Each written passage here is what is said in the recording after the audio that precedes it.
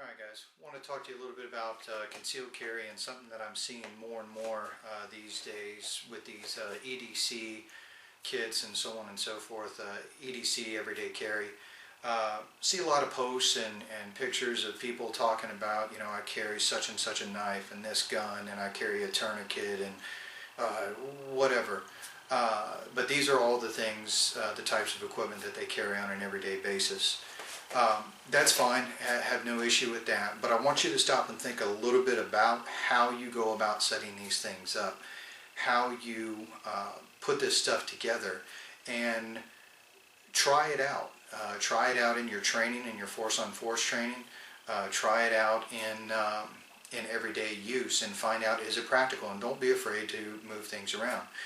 One of the trends that I somewhat disagree with is the trend for stacking your knife on your gun side.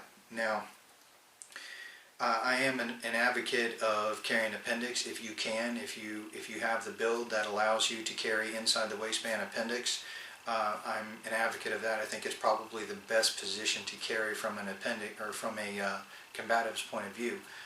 That's not to say that carrying in the 3 o'clock is not necessarily wrong, but I have a completely different setup when I carry 3 o'clock, and but carrying appendix is my primary default position. But whether you're carrying appendix or whether you're carrying in the 3 o'clock position, outside the waistband, inside the waistband, I need to have my knife situated in such a way that I can actually be able to access it in a realistic type of scenario. So, for example, I'm set up right now to carry my pistol in the appendix. This is an Alien Gear holster. I'm a big fan of that. I really like it. It's comfortable.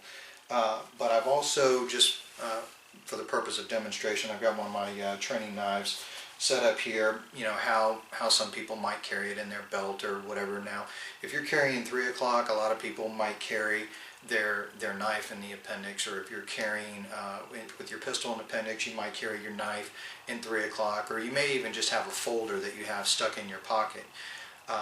That's fine. It doesn't really matter. I want you to just kind of get the principle here of what I'm getting at. So if I'm carrying concealed, nice and covert, no problem, nothing printing. But what I don't want to do is, in the event, I have to ask myself, if somebody is going to foul my draw, if somebody is going to prevent me from getting to my pistol, that would be the only real circumstance for me accessing my knife. I'm not going to be in a life-threatening situation and opt for a knife instead of a gun. If my life is in danger, I'm going to my primary weapon first and foremost, which is, in this case, is going to be my pistol. There is absolutely no reason whatsoever for me to use a knife except in the cases where I cannot get to my pistol, or in the case where my pistol is down as a backup weapon. No different than if my primary weapon were a long gun and my secondary weapon were a pistol. There would be almost no circumstance whatsoever where I would default to my secondary weapon over my primary weapon, except in maybe some rare and extreme circumstances, like I'm tunnel rat or some situation that is completely not realistic from a civilian's point of view for me to be in. The only purpose for my secondary weapon is because my primary weapon went down. So in this particular case, my primary weapon is my pistol, my secondary weapon is my knife. I'm not going to default to my secondary weapon, my knife, over my pistol in any circumstance. Now, like we've talked about before, old methodologies dictated that within a certain distance, within that close combat distance, maybe I would take to my pistol, or take to my knife rather, in order to gain some distance to be able to access my pistol.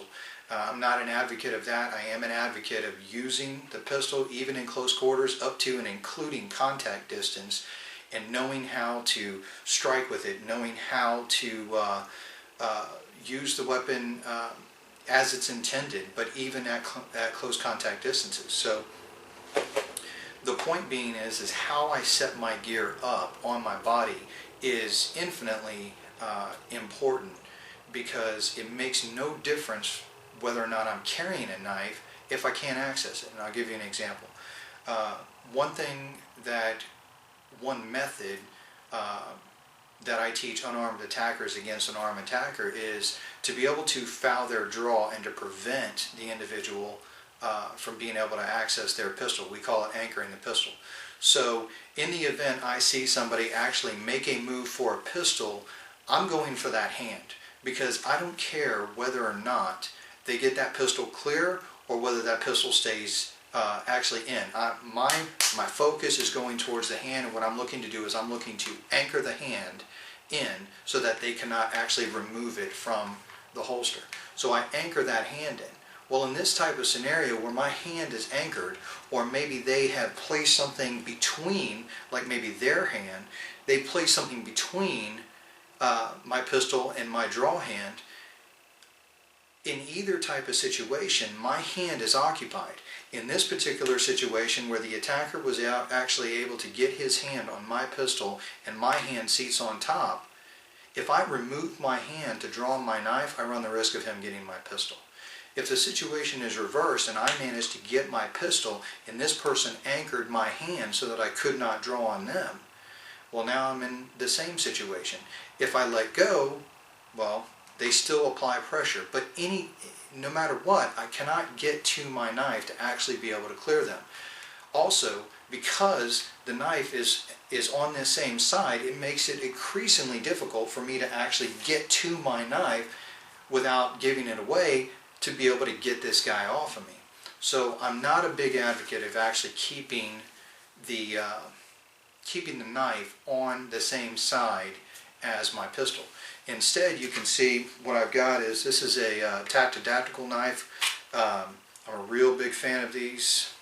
They're small enough that I can be able to get to it. They are ridiculously razor sharp, so you can check out Tactidactical. The guy home makes, knife. But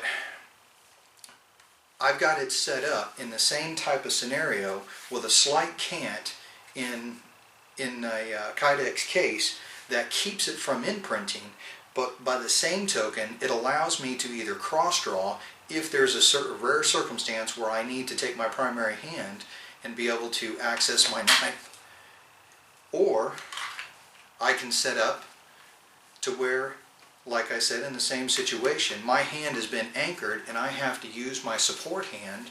I can now clear my garment and be able to cut up the inside edge of the forearm, or be able to come down into the body, or do whatever I need to do to be able to now clear my pistol to be able to engage. So put a little bit of thought into how you carry and what you're carrying for, and do a little bit of brainstorming in the methods that are used to both retain and disarm, and think about how you can apply the most efficient methods in how you carry your equipment. Like I said, having my knife on my support side allows me to be able to draw two hands without a problem, versus having my knife on my strong side, it only allows me to draw strong side, which if I have the ability to draw strong side, I might as well just draw my pistol. So think about that. You guys train hard.